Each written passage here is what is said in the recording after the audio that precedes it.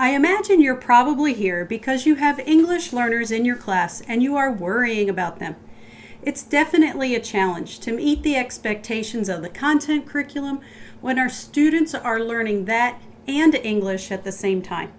It's most certainly a challenge for you as the teacher to think about all your students, all their various needs, and how to keep them engaged each day so they can make the most of their time with you.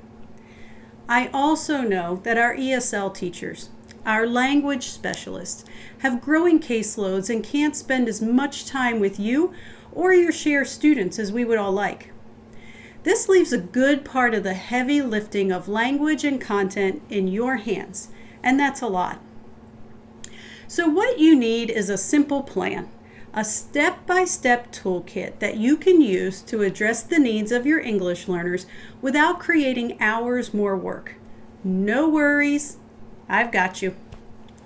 The best part is that following this plan and using the tools in this course will benefit all your students because, as you know, all of our students are learning the language of science and the language of math and the language of critical thinking for the first time with you.